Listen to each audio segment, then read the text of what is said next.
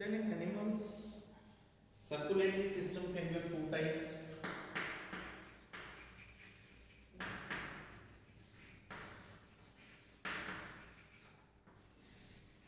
Open circulatory system and closed circulatory system. Open circulatory system के अंदर blood जैसे ही heart से बाहर आता है, आगे ब्लड वेसल्स नहीं है। हार्ट से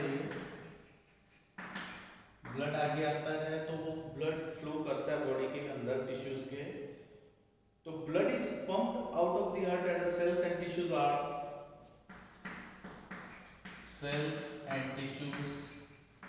वाच्ड।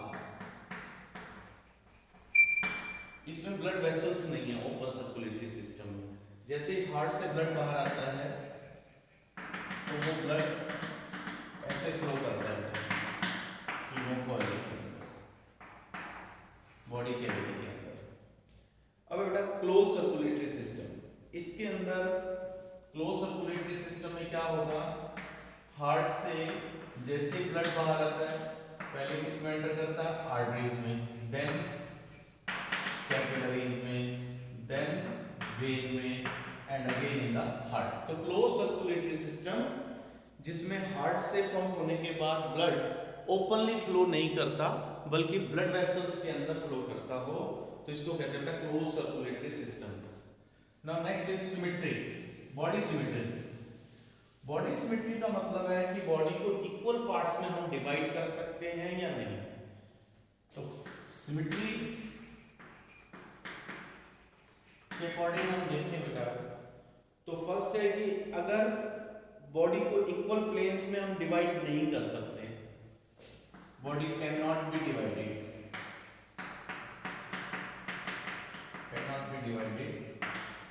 Into equal half. अगर डिवाइड नहीं कर सकते हम तो बॉडी कैसी है, एसिमेट्रिकल। इसके लिए टर्म यूज करेंगे हम एसिमेट्रिकल। इसका एग्जांपल है बेटा जैसे स्पंजेस। तो स्पंजेस की बॉडी को आप किसी भी प्लेन में इक्वली डिवाइड नहीं कर सकते, तो वो एसिमेट्रिकल एनिमल्स की कैटेगरी में है बेटा। सेकंड है रेडियल सिमेट्रिकल। कौन होंगे, रेडियल सिमेट्रिकल वो एनिमल्स होंगे जिनको आप इक्वल प्लेन्स में डिवाइड कर सकते हैं। Can be divided in any plane. जैसे स्टारफिश है, आप ऐसे डिवाइड करो, ऐसे करो, ऐसे करो, किसी भी एंगल से डिवाइड करेंगे आप, किसी भी प्लेन में डिवाइड करेंगे तो वो इक्वली डिवाइड होगा। तो वो कैसे हो जाएंगे बेटा, रेडियल सिमेट्रिकल। तो इसमें कौन कौन से एनिमल्स आ जाएंगे, सिलेंट्रेट्स,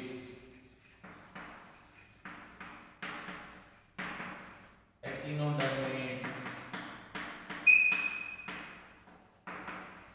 टिनोफोरा, वो कैसे हैं, रेडियल सिमेट्रिकल है। अगर बॉडी को इक्वल टू पार्ट्स में डिवाइड कर सकते हैं, तो जैसे इसमें था डिवाइड ही नहीं कर सकते तो एसिमेट्रिकल। इसमें है कि किसी भी प्लेन में डिवाइड कर सकते हैं, रेडियल सिमेट्रिकल। और अगर हम किसी एनिमल को एक ही प्लेन से डिवाइड कर सकते हैं तो उसको कहेंगे हम bilateral symmetrical. Bilateral symmetry, equal halves in one plane. एक प्लेन में आप इसको डिवाइड कर सकते हैं। इसके एग्जांपल है बेटा एनालिड्स और आर्थ्रोपोड्स। एनालिड्स और आर्थ्रोपोड्स इस कैटेगरी में आते हैं। इसके बाद एक आगे है बेटा डाइप्लोब्लास्टिक एंड ट्राइप्लोब्लास्टिक एनिमल्स। डाइप्लोब्लास्टिक एनिमल्स कौन होंगे, जिनके पास दो जर्म लेयर्स हो, टू जर्म लेयर्स। कौन टाइप है, जिनके पास एक्टोडर्म हो और एंडोडर्म।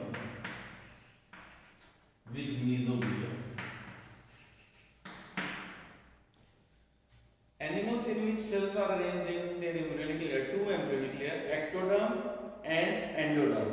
तो ऐसे कौन है बेटा? डायप्लोब्लास्टिक। एग्जांपल, डायप्लोब्लास्टिक के एग्जांपल है बेटा coelenterates.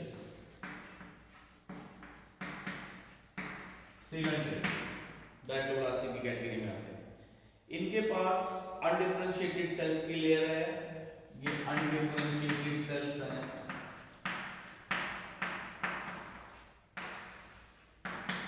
मीसोग्लिया sales.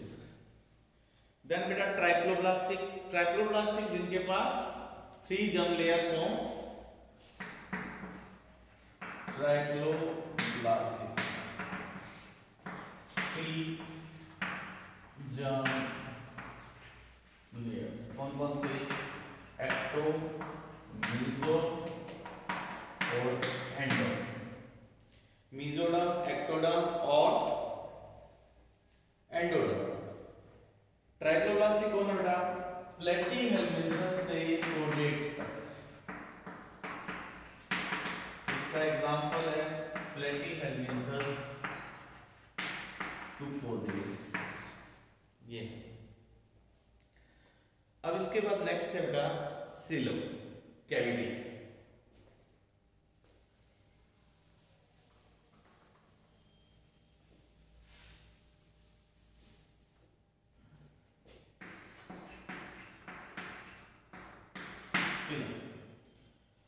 Presence or absence of cavity between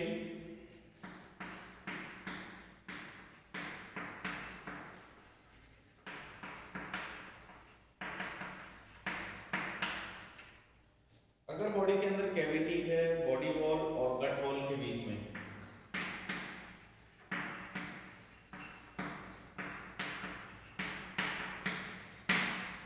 तो ऐसे ऑर्गेनिजम्स को ये बॉडी कैविटी लाइन बाय किसके होती है?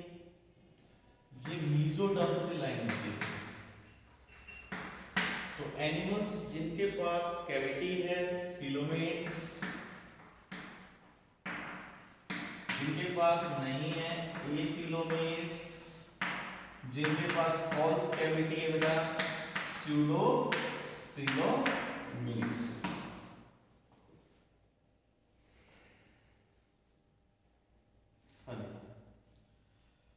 Then next है बेटा segmentation।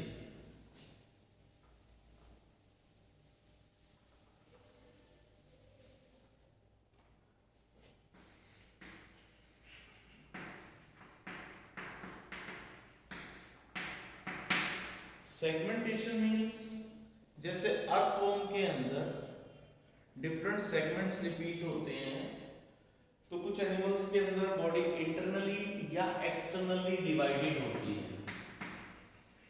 बॉडी इंटरनली और एक्सटर्नली डिवाइडेड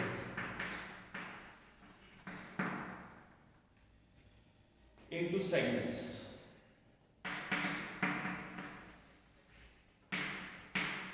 तो अलग अलग सेगमेंट्स बने हुए हैं, जैसे अर्थवॉर्म में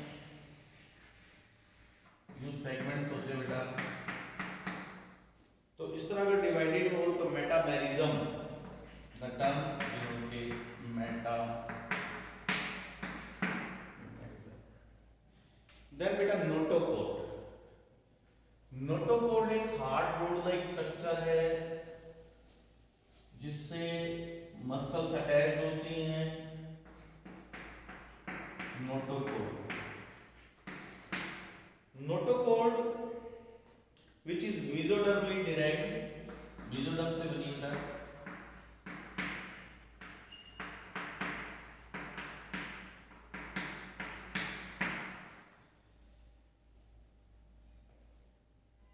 This is formed on the dorsal side, body की डोर्सल साइड में प्रेजेंट है। इसको आगे हम डिटेल में पढ़ेंगे। तो ऐसे एनिमल्स जिनके पास नोटोकोड हो उनको कहते हैं बेटा chordates. Chordates. Now next is, ये हमने बेसिक एनिमल ये भी पढ़ लिया बेटा। अब हमने इसके फाइला पढ़ने हैं। फर्स्ट फाइला आप जानते हैं पोरीफेरा। पोरीफेरा बॉडी पे पोर्स हैं इसके। इसमें आने वाले मेंबर, कॉमन मेंबर कौन है, अभी डिस्कस किए थे हमने कई बार इनको, स्पंजिस। स्पंजिस कौन थे बेटा, डायक्लोब्लास्टिक है, जिनके अंदर एसिमेट्रिकल बॉडी रहती है। अब इनके पास, पोरीफेरा के पास सिमेट्री नहीं है, तो हम इसको क्या कहते हैं बेटा, एसिमेट्रिकल एनिमल्स हैं, डायक्लोब्लास्टिक हैं, और लेवल ऑफ ऑर्गेनाइजेशन कौन सा है, सेलुलर लेवल ऑफ ऑर्गेनाइजेशन। कहाँ मिलते हैं ये, मिलते हैं बेटा मैरिन में, मैरिन हैबिटेट के अंदर मिलने वाले पोरीफेरा। ये पुराने मल्टीसेलुलर, प्रिमिटिव मल्टीसेलुलर ऑर्गेनिजम्स हैं। मतलब इवोल्यूशन में हम मानते हैं कि एनिमल्स में सबसे पहले यही बने होंगे, तो इसलिए प्रिमिटिव मल्टीसेलुलर एनिमल्स हैं। इनकी बॉडी में वाटर ट्रांसपोर्ट सिस्टम रहता है,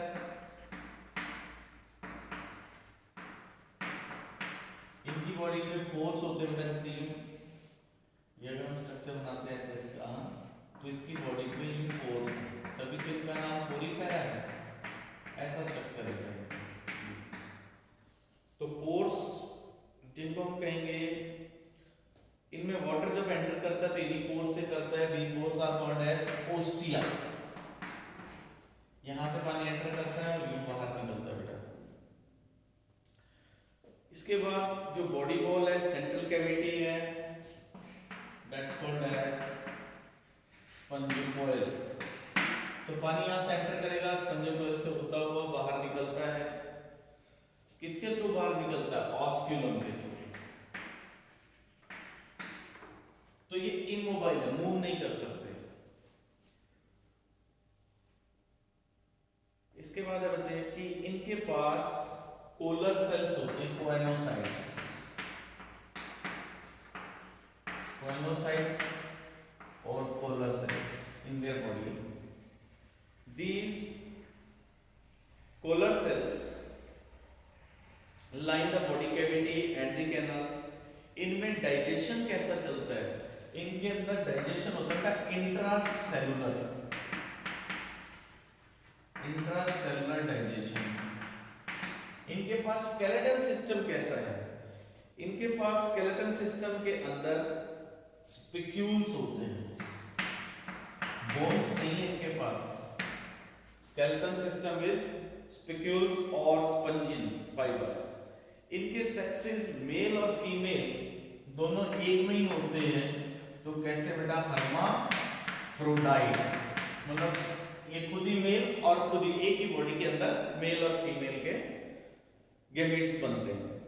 इनमें एसेक्सुअल रिप्रोडक्शन कैसे होती है, इनमें एसेक्सुअल रिप्रोडक्शन होती है फ्रेगमेंटेशन से। बॉडी के फ्रेगमेंट्स बनते हैं और उन फ्रेगमेंट्स से कंप्लीट ऑर्गेनिज्म बनता है। सेक्सुअल रिप्रोडक्शन, सेक्सुअल रिप्रोडक्शन होती है by formation of gametes, sexual by the gametes and the fertilisation, internal fertilisation है। इनकी डेवलपमेंट कैसे होगी, इनकी डेवलपमेंट इनडायरेक्ट होगी। इनडायरेक्ट का मतलब इनमें लार्वा स्टेज आती है, जो अडल्ट से डिफरेंट है। तो इनमें लार्वा स्टेज आती है जो मॉर्फोलॉजिकली, क्योंकि बीच में लार्वा जो बनता है वो अडल्ट जैसा नहीं होता, तो इसलिए इनकी डेवलपमेंट को क्या कहते हैं, दैट इज इनडायरेक्ट डेवलपमेंट बेटा। तो हमने पहला फाइला पढ़ लिया है, पोरीफेरा, क्योंकि इसकी बॉडी में पोर्स है, that's why Porifera. Examples, sponges. Body कैसी है, एसिमेट्रिकल, आप डिवाइड नहीं कर सकते इक्वल हाल्स में किसी भी प्लेन में। डायक्लोब्लास्टिक, दो जर्म लेयर्स है। सेलुलर लेवल है इनके पास ऑर्गेनाइजेशन का, मैरिन हैबिटेट में रहते हैं, प्रिमिटिव मल्टीसेलुलर है, सबसे पहले बनने वाले एनिमल्स हैं। इनके अंदर वाटर ट्रांसपोर्ट सिस्टम रहता है, कोलर सेल्स हैं बॉडी कैविटी के अंदर। इनकी बॉडी कैविटी में जो कोलर सेल्स पानी कहां से एंटर करता है, ओस्टिया से। बॉडी कैविटी क्या कहेंगे, स्पंजोकोइल। डाइजेशन इंट्रासेलुलर है, मींस स्टमक और इंटेस्टाइन, ऐसा कुछ नहीं है इनकी बॉडी में डाइजेस्टिव सिस्टम। स्केलेटन किसका बना है, स्पिक्यूल्स का, दैट आर द फाइबर्स। और मेल और फीमेल गैमेट एक ही बॉडी में प्रोड्यूस होते हैं, that's why they are hermaphrodite. Development is indirect and reproduction by sexual as well as asexual mode. Asexual mode कैसी है बच्चे? फ्रेगमेंटेशन से, और sexual by the formation of gametes and fertilisation.